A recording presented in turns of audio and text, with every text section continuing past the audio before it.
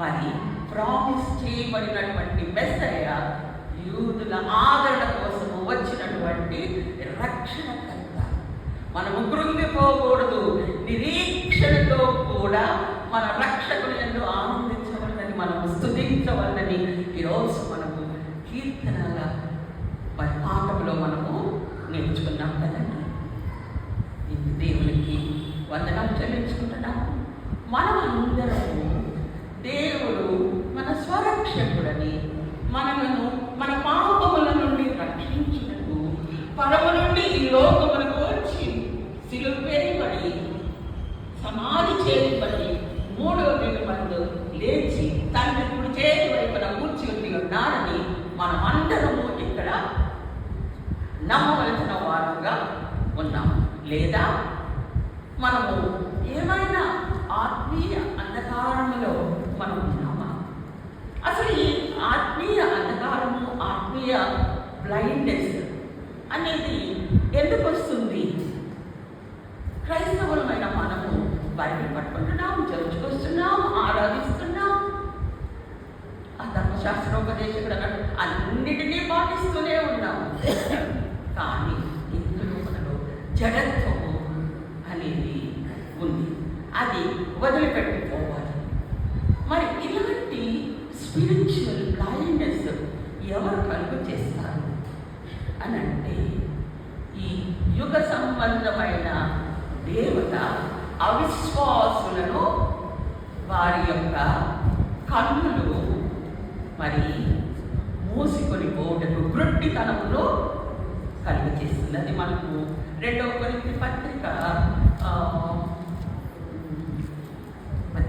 4వ అధ్యాయము 4వ వచనంలో ఉంటుంది. అక్కడ ఏమని ఉందంటే, పౌలు భలే చాలా చక్కగా రాశాడండి ఆ యొక్క వచనాన్ని. నేను మొత్తం వచనాన్ని సింపుల్ సెంటెన్సెస్గా అర్థమయ్యేందుకు విడగొట్టాను. మొట్టమొదటిది, క్రీస్తు దేవుని స్వరూపములో ఉన్నాడు. దేవుని స్వరూపియకు క్రీస్తు ఉన్నాడు. ఆ క్రీస్తును మానవులమైన మనకు ఏ విధముగా కనపరుస్తున్నారు అంటే, సువార్త అనే ప్రకాశము ద్వారా మనకు కనపరచుతున్నారు. కానీ ఈ యుగ సంబంధమైన దేవత ఆ యొక్క ప్రకాశం, సువార్త ప్రకాశమును ప్రకాశింపకుండానట్లు అవిశ్వాసులకు వారి నేత్రములకు మనోనేత్రములకు మరి ఈ మనోనేత్రములకు గుడ్డి తనము మనము ఎలా పోతే మనం పాపులర్గా ఒక పాట పాడుకుంటాం కదా.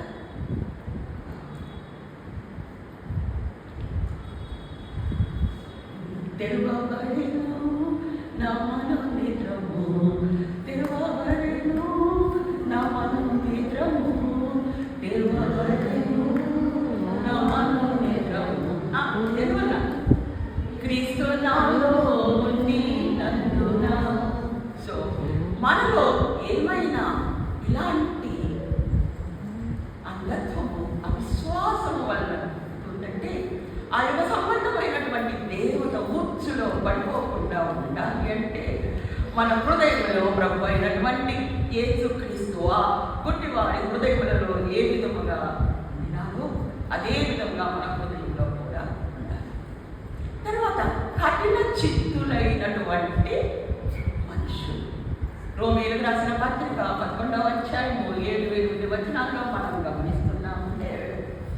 కఠిన చిత్తులైన వారికి నిద్రమత్తు గల మనస్సును, వినలేని చెవులను, చూడరాని కన్నులను.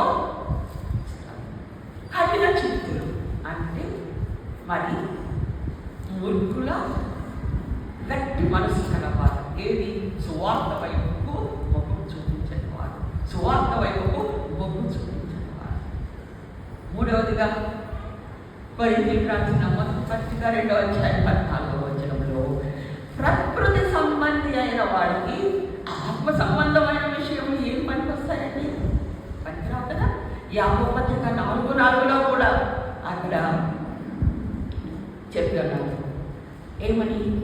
మరి దేవుడిని మనము నమ్మని ఎడల దేవుడికి మనము శత్రువులవుతాము అని. ఎందుకు మనము దేవునికి శత్రువులు అవుతామంటే, లోకాన్ని ప్రేమించేవారు ప్రకృతి సంబంధులు దేవునికి శత్రువులు. ఇందులో గర్వము, నేను మన పాస్టర్ గారు గర్వముల గురించి చాలా చక్కగా వివరించి ఉన్నారు కదా. తర్వాత టాక్సిక్ ఎన్విరాన్స్ అంటే మన చుట్టూ ఉన్నటువంటి ఈ యొక్క ప్రపంచము, కలుషితమైనటువంటి ప్రపంచములో జీవించే వారికి ఆత్మ సంబంధమైనటువంటి విషయములు అర్థమవుతాయా? అర్థం కాదు కదండి.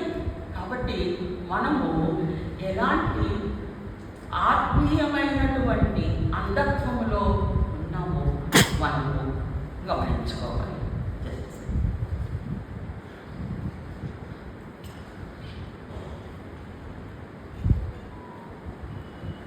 డిసోరియంటేషన్ అవుతుందండి.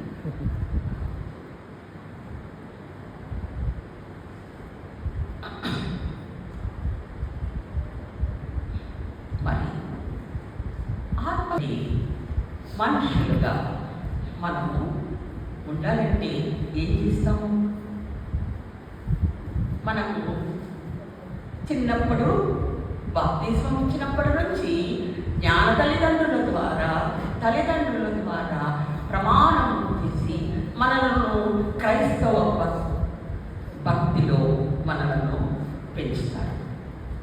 మరి ఈ విధంగా మనము పెరిగిన వారము రాను రాను రాను రాను మనము ఆధ్యాత్మిక జీవితంలో కొన్నిసార్లు కుంటుపడిపోతాము.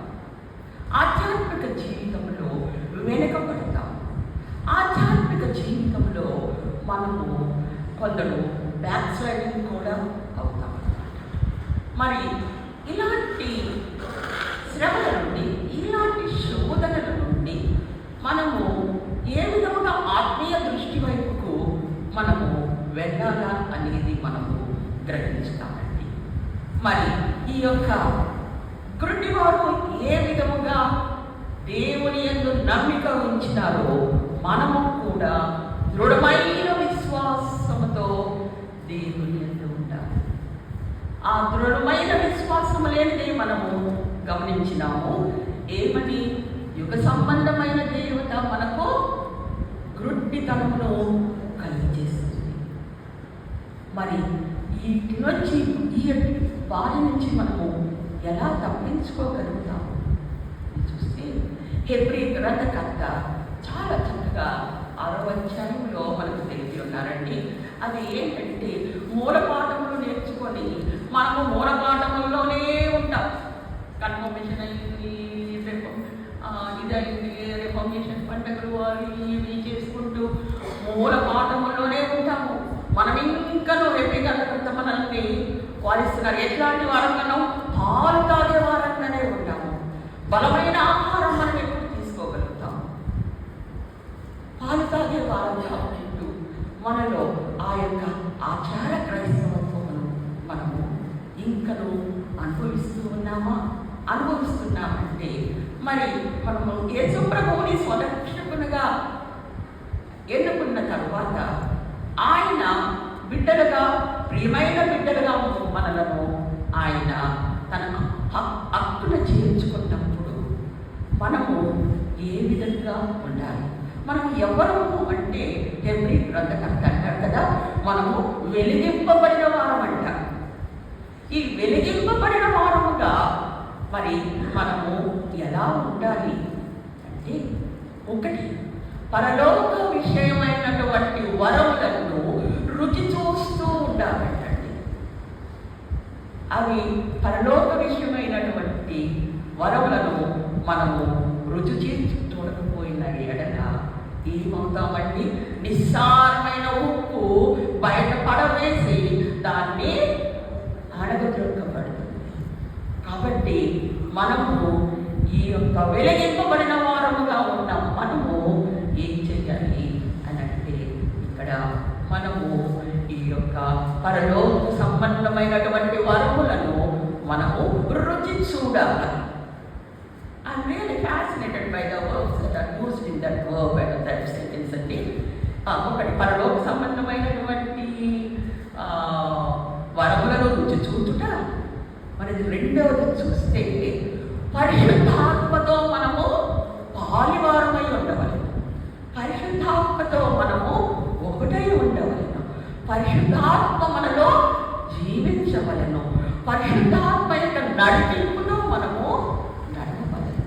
We should be guided always by the Spirit of the Lord.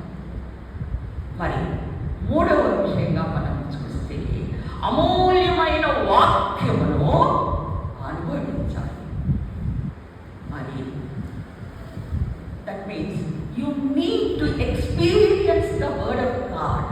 రెండవ దినమున అన్న మనకు చెప్పి ఉన్నారు వాక్యం యొక్క ప్రాముఖ్యత ఏ విధంగా ఉన్నది. ఈరోజు మన కీర్తనలో కూడా నీ సత్యమును నీ వెలుగును బయలుదేరి చేయము, అవి నాకు త్రోవ చూపును. మనము ఆ త్రోవను మనము గ్రహిస్తున్నామా? ఆ త్రోవను మనము చూస్తున్నామా? May Lord bless us with these three. మనము పరలోక సంబంధమైనటువంటి వరములు పొందుకునుటను, ఆ యొక్క వరములను మనము రుచి చూచుటకు దేవుడు మనకు సహాయం చేయాల. రెండవదిగా పరిశుద్ధాత్మతో పాలివారము కావాలి. మూడవదిగా మనము ఏ విధముగా ఉండాలి అంటే అమూల్యమైనటువంటి మరి వేద వాక్కులు అనుభవించే వారముగా ఉండాలి. We need to experience the living word of God and we need to దేవుని యొక్క ఆ యొక్క వాక్యమును ఏమనంటారంటే ప్రాక్టీసింగ్ క్రిస్టియన్స్ అనేటువంటి వర్డ్ ఈ మధ్య వచ్చింది. అనగా వాక్యమును మన జీవితాలలో మనము అన్వయించుకొని మరి వాక్యానుసారంగా మనము జీవించేవారుగా ఉండాలి. మరి ఇట్టి కృపను మనకు దేవుడు అనుగ్రహించగాక. ఆమె నాకు ఇచ్చినటువంటి ఈ యొక్క అవకాశం నిమిత్తము దేవాది దేవుడికి మరి పాస్టర్ ఇద్దరికి కూడా నేను వందనాలు చెల్లించుకుంటున్నాను. మరి కమిటీ వారికి ఇచ్చేసిన పెద్దలందరికీ కూడా నా యొక్క ప్రభు పేరిట వందనాలు చెల్లించుకుంటూ మరి నన్ను దేవుడు ఈ విధముగా నిలబెట్టుకున్నందుకై నేను అతిశయపడటము లేదు, కానీ ఆయన నన్ను వాడుకునే విధానానికి నేను ఎంతగానో దేవుడికి నేను రుణపడి ఉంటాను. మరి ముఖ్యముగా అక్కడ ఉన్నటువంటి నా యొక్క స్నేహితులు అందరూ నా కోసం ఎంతగానో ప్రార్థన చేసేటువంటి సమూహము నా వెనక ఉండగా నాకు దేనికి భయమండి. సో ఇంత గొప్ప రక్షణ కనుక మనందరితో కూడా ఉండి మనకు నిరీక్షణతో మనం నడిపించి కాపాడగాక. ఆమేన్. సమస్త జ్ఞానపురుష దేవుని సమానం యేసుక్రీస్తు వల్ల మీ హృదయములకు మీ తలపులకు కావలి ఉండుగాక. Yeah.